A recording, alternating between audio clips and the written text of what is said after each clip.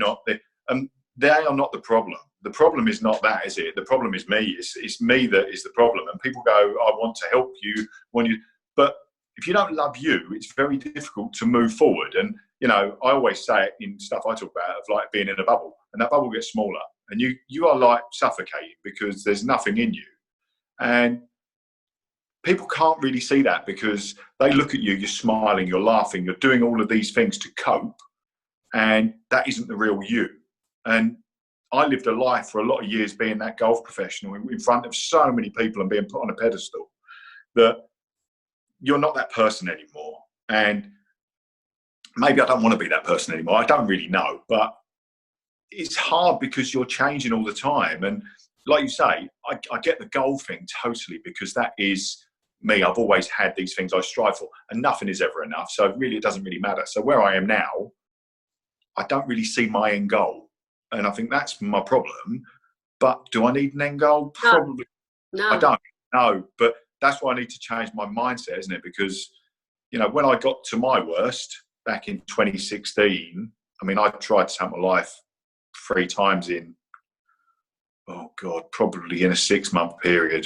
I remember what was kind of like the main things in those moments before you kind of went ahead with it that was like the main thing? I'd thought about it for a lot of time. I mean, I was self-harming terribly. I mean, I was just doing all the bad things. I can not remember even when I started self-harming at that point, but I mean, I was doing it for months and months, and it was all a build-up. And I still remember the time when I decided I was going to end my life.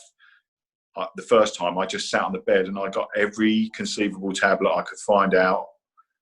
I put them all out on the bed and I was going over in my head, I'm going to take these. And part of my side of my head is going, no. But the stronger part of me was saying, I'm going to take these and I've had enough. And I took them all. And within 2 minutes of taking those tablets, I rang my wife because I was like, what the hell have I done? Because it's as if I so wanted to die, but then I so wanted to live. And people try and tell somebody that, and trying for them to understand is so tough because that split moment, people don't get that single split second, you can make a totally decision on how you feel, and it is real. It's totally real when you're, and you know, it's. When you look back at it, I look back at it and then pictures always in your head because I can still remember that moment. And it's hard, you know, and it's like being taken. I mean, I remember being taken away to hospital 3 times. And the 3rd time I got took away, I got sent to Bristol, and I live in Colchester. That's like 400 miles away. But I was not a safe person. I wasn't. Every moment, every thought was, I've had enough. I want to be out of here. I want, you know, and when them thoughts are raging, that's what I want to try and help people to realise that can happen. That you can. Oh, yeah. It can happen to anybody at any moment. And I mean, when I flipped out for the first time, it was literally, I was in the house with the kids and the wife, and there was an argument going on between the kids. And I just literally went upstairs and locked myself in the bathroom. Never done it before. And it was as if something just went off in my head that I just couldn't do this anymore. I couldn't. And it was a nothing event. But it was a build-up of, because people think, oh, something's happened, this has happened, and it doesn't work like that. No. We always say that it's never the divorce or the lack of your employment that sends you over the edge. It's that your washing machine breaks down. It's that. It's the straw that kind of breaks that camel's back every time. It's everything else, isn't it? Yeah. But I mean, I think the thing is, like now, I've got better coping strategies. I know how to cope. Like what you said earlier, I do reach out, I talk, and I tell people how I'm feeling, because that connection with people helps me a lot, because I find it difficult sometimes to say, but if I'm reaching out, it's better than what I ever used to do. I never used to reach, you know, and that. It gives other people permission to do the same. That's the power of reaching out. You know, when people hide, they do everybody else a disservice, because everybody has struggles with the mental health. I think when my dad killed himself, I had never thought that I would ever take my own life. That was something that I'd always quarantined others with. And it's not to say that I wasn't empathic towards people who were suicidal. Suicidality is a big part of my job because I've worked in sexual trauma, and a lot of the young women and young men understandably feel that there's very little point when they've been sexually exploited for years, for example.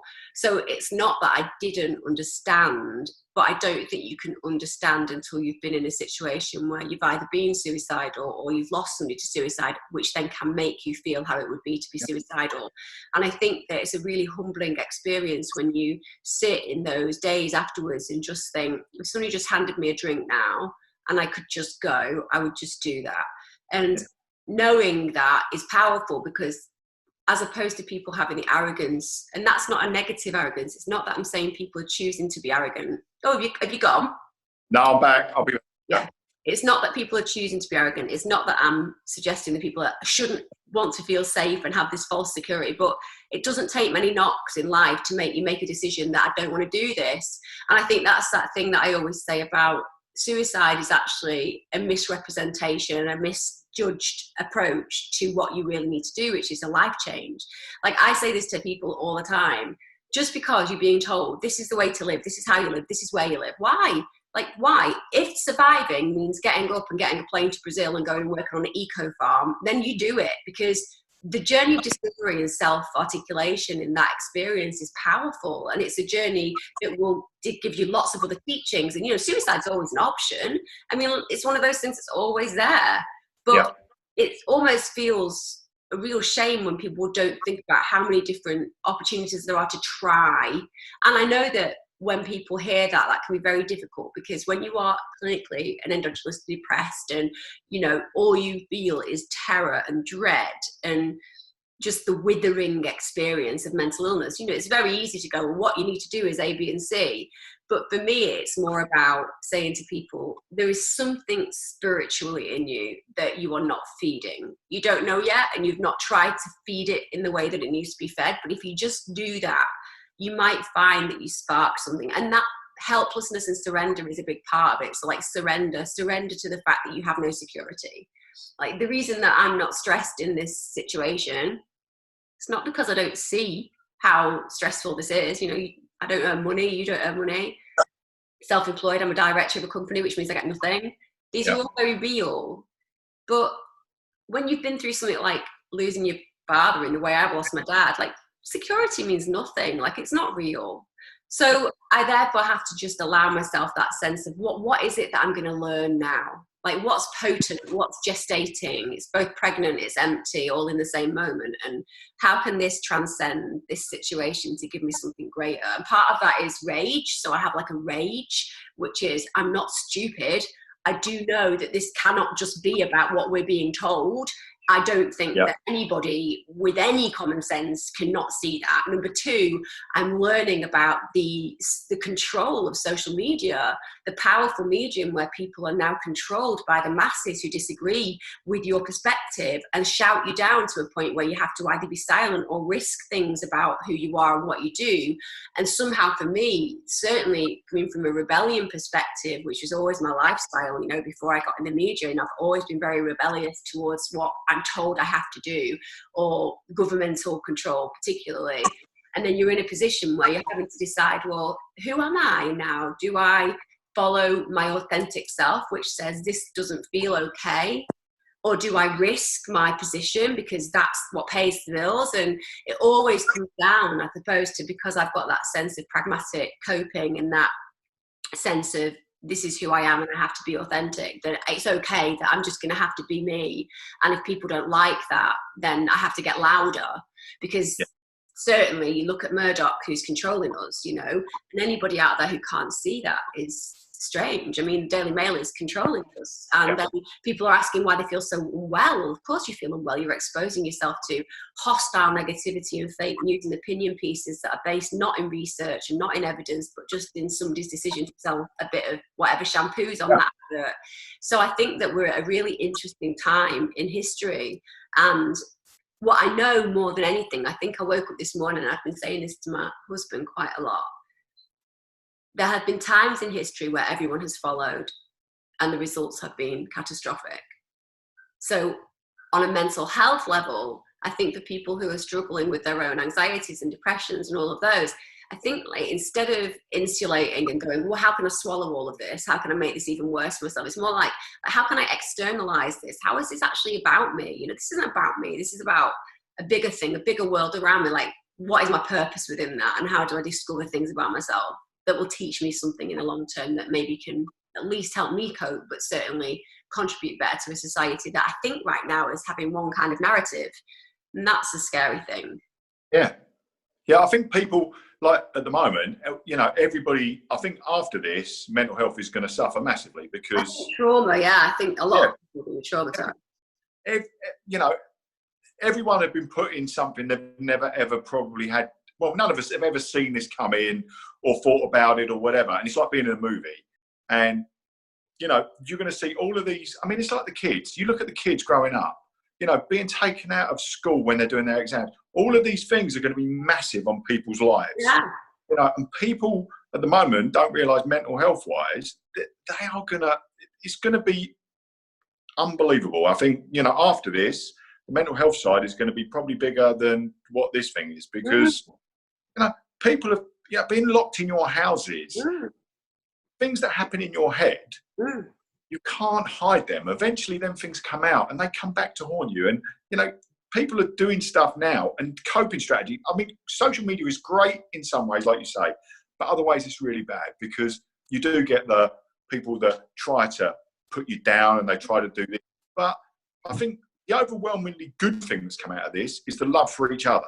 Because I think on my thread and your thread, what we do though, is we court kindness. Yeah. And, you know, the people who follow us and connect, they just come from a particular mindset. Like I think the toxicity online, it exists massively. But I think that if you cultivate an environment and a community, it's amazing. You know, I love my family, my cyber family, and I see them as being a big part of my life and who I am and who I become. And, you know, I'm always willing to learn. You know, if I put something out there and somebody criticises what I've done, I'll always look into it. It doesn't mean that I might change my position, but I'll always hear it. And I think that that's right. That's why it can be so amazing. And I watch my followers interact with each other with genuine love, like you say. Yeah. I think what concerns me about social media now is more the fact that people will read something like a headline, they'll do no fact checking, and then they'll just perpetuate this aggression if you dispute it. And the one thing that we know historically is that it's individuals who question that are the people we should encourage, not the people who go, that's right, that's the way it should be. Because just because lots of people think something or agree with something or follow something, that doesn't make it right.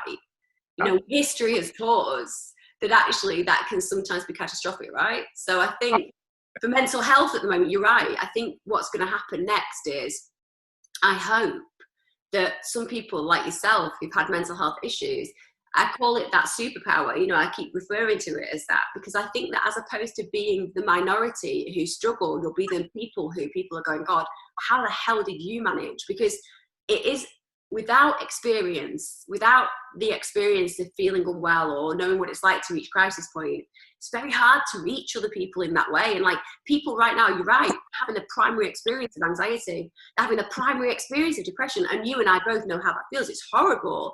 And on top of that, you're right, they're having the primary experience while separated from their loved ones, while stuck inside. Some people, let's say in the capital, some people live in little rooms, you know what I mean? Because they can't really afford to live anywhere else. And you're looking at that, you know, no experience of being able to leave the urban environment. And you're right, you've got this catastrophic organisation of variables just hitting you from all sides. But I see that as, and this isn't at all to say I'm glad that anybody's experienced, I want nobody to experience, but what I think it might do is it might bring an empathy to so many people who haven't experienced it before, you know, because the minute you feel anxiety, like true anxiety, oh my God, it makes you so scared. And the minute you feel depression, you realize why getting out of bed is impossible. And you don't know unless you've been there. And it's you can't. With things. But I think, like, I mean, I quite often say to people, because like when I was in hospital, the last time I was in hospital in Bristol, I was in it was a private hospital, and they put me in it. And to be honest, I was quite lucky to go there. But yeah, and there was a lot of people in there with different conditions. But one of the department things was for people with anorexia, and I'd never ever witnessed anything like that. And we all ate in the same sort of restaurant area, but they brought the girls up to eat.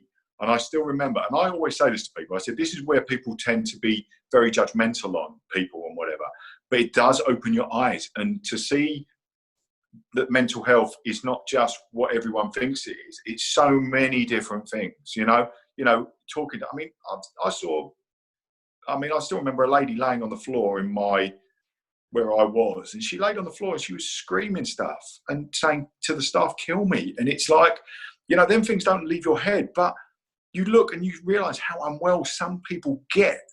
And, people don't understand that. And, until if you've lived in that environment, which is not an easy place to live, don't get me wrong, but it's a very good mind settler, because you actually realize that you're probably not as sick as you think you are, but you help these people without realizing it. We were all connected when we were in there in the thing, because you're all sort of in the same boat. You're all ill in different ways, but that human connection is the thing that helps you through it.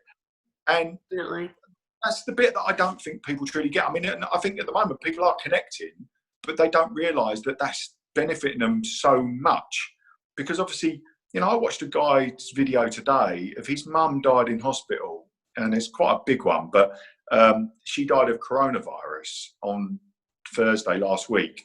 But the last time he saw her was the Monday, and he said, I didn't see her at all when she died. And also, he can't cuddle any of his family and all this. So sad. That mental torture that must be. And how that's going to feel, like you said, not now, but in a year's time, where post-trauma can arrive. That's really scary. And I do think that obviously infrastructures will need to shift and change, but I also think that the way that we need to kind of think about community in a broader context, like for me, my dream is one day to create communities where people can be ill in a completely different setting, because I don't think that the settings that we've got right now are very therapeutic. And that's got, don't get me wrong, literally, I think people who on the whole work in mental health on the NHS and in the NHS, it's so hard. I mean, oh God, it's just, even my sister-in-law's a clinical psychologist. She never complains, but I know what her workload is. And, when I used to work running a mental health system at a very large college, I know what my workload was, and it was constant. And staying empathic and staying connected is something you have to work on really hard, because, you're almost getting used to the trauma, that when somebody comes in with less trauma, you're kind of like, oh, have to manage the fact that that's still trauma. You really have to do that work.